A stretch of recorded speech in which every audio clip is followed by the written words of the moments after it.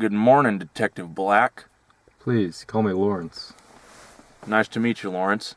I'm Sheriff James White, but please, call me Jimmy.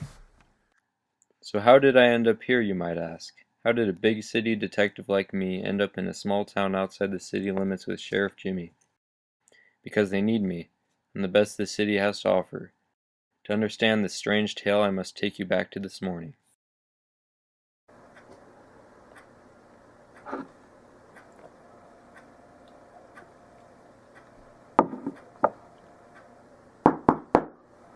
Come in.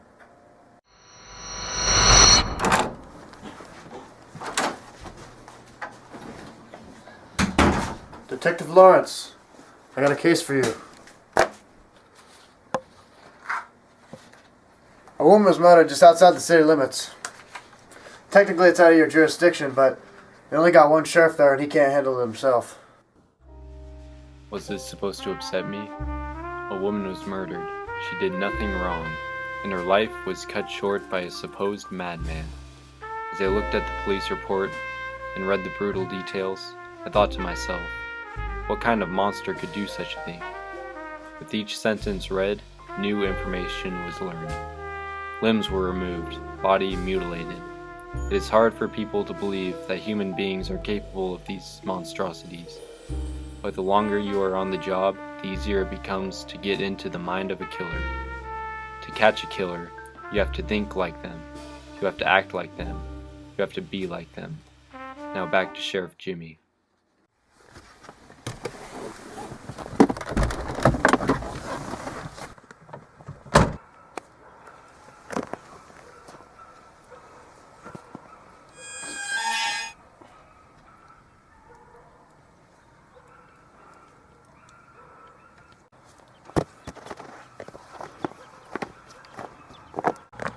Detective, where are you going?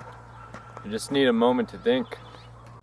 The report says the body was dumped here, am I not correct? Yes it was.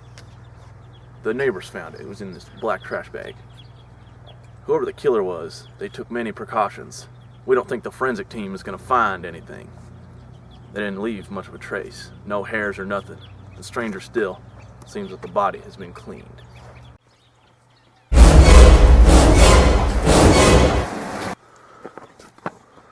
Really now? The body was cleaned?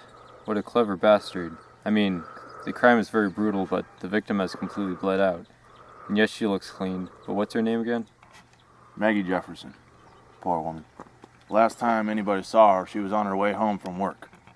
She's a pretty little thing, ain't she? Yes, indeed, she is. And a life taken so young, she was only 20 years old. Jimmy, there's something I've been meaning to ask you. Go on. Why do you insist on chewing on a match? I mean, no offense, but it seems a little odd to me. My wife wants me to quit smoking, so I chew gum with a match in my mouth, to keep that smoky flavor. Until last night, smoking was the only thing that could kill you in this town, am I right? Yeah. It's pretty quiet down here. Jimmy, would you care to discuss this over some food? Well, it is about lunchtime. As a detective, you sure do have a strong stomach.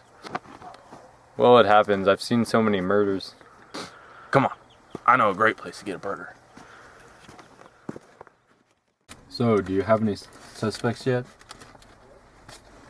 As a matter of fact, we do. Picked up a man by the name of Peter Butterfield. He's a registered sex offender and lives on streets. We see quite a bit of him. He's always getting into trouble, beating up some bitch he's with. I just wish someone would shoot that piece of shit. Do you think he's a prime suspect? Yes, we do. We picked him up about a mile from the site, about an hour after it happened. He claims that he was just out for a morning walk.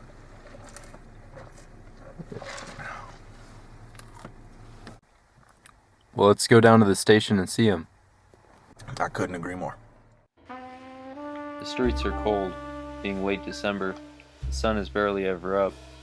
This whole town seems crazy.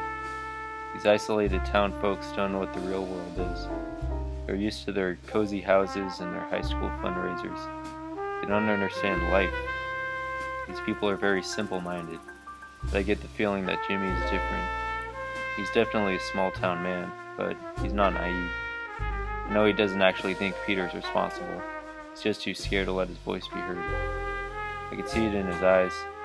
He knows that Peter represents the scum of this earth, but murder? No, that wasn't Peter's crime.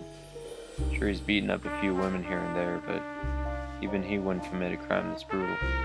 And Jimmy knows it. But everyone in this town will want to point fingers at good old Pete. He seems to be the scapegoat of all their problems. Jimmy just wants the people to have him. You know, I've been trying to live my life better. I got a family and a wife I got to think about. Ever since I had that scare back in October. Grocery store got hauled up. Some punk took a 45 and put it to the clerk's head. Made off with about 500 cash out of the register. Hopped into his buddy's car and they made a fast getaway. And I mean Indy 500 fast.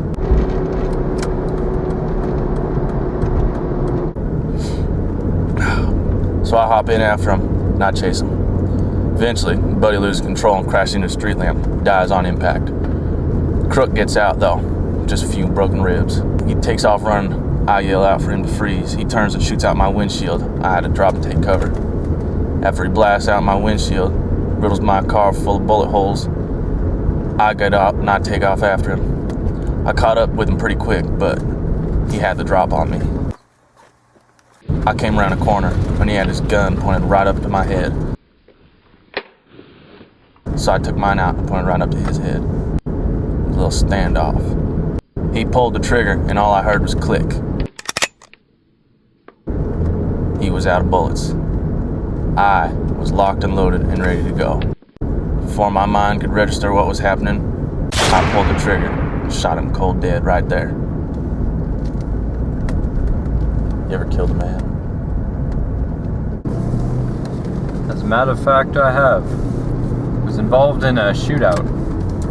A man was trying to rob a bank and held a little girl hostage. He got scared and shot her. So I proceeded to put 7 bullets into his chest. Did it bother you much? No. I had to do what I had to do. Well, it was hard for me. I had to take some therapy. I still don't know if I made the right decision. Most people do the same thing. You see, killing is a lot like coffee. It has an acquired taste. You sure got a strange sense of humor. I knew the sheriff didn't appreciate my comment too much, and I think he realized I wasn't joking. Maybe he would catch on soon enough. Do it. I mean, I don't even know what I'm getting tagged for here. I didn't murder that chick.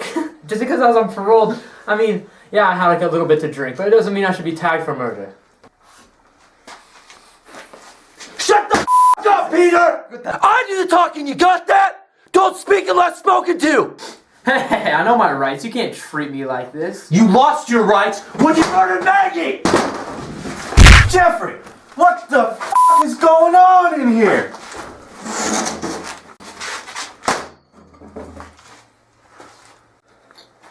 Detective Black, this is my deputy, Jeffery. Jeffrey, Detective Black. Sure. Really sorry about this, but I have to make you leave. What? Why? Sorry. Alright. Wait, no. You stay. Jeffrey was an easy cop to point out. He was your typical hop-blooded deputy, the beginning signs of a dirty cop. But Jeffrey was a very bad actor. He tried to cover up that punch he threw, but we all knew. I assumed Jimmy just didn't want to deal with it. For the record, everyone in this little town wanted Peter dead. It's not like he's going to have lines of people standing up for him. I could use this to my advantage. Now, Peter, we all know you did it, so you might as well I gotta admit to spill something your I didn't guts. do. Why would I do that? This will be hell for you. Why would I lie to get myself in trouble?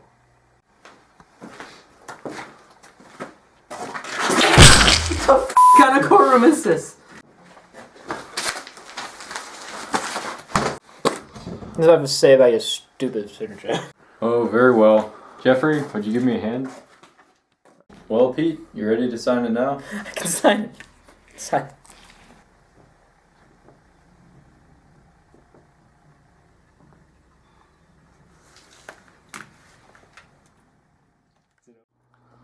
Good evening, Detective Black. Good evening. Well, he confessed to the whole thing.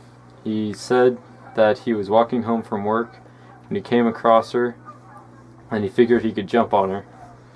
And so he took her to a friend's house where he removed the limbs, washed the body. He'll be looking at 25 years to life if he has a good lawyer. Yeah, he really is scum, but I don't know, Detective, it doesn't seem right. I thought you might say that. Peter, you see, is an easy suspect because everybody hates him. Everybody wants him out of the picture. See, I've investigated hundreds of these cases. It never gets easier. Well, it was real nice working with you, Detective Black. Please, call me Laurence. And remember this. Sometimes it's the culprit that's right in front of you the whole time, and you don't realize it till it's too late. All right, thank you, Laurence.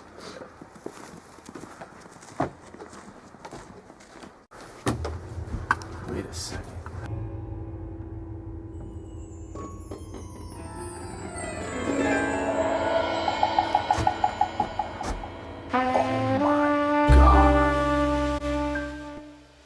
You see, to be a great detective, you must understand your criminals.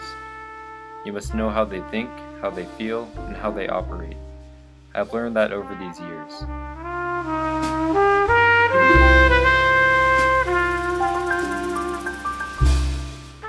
In order to stop a killer, you must be the killer.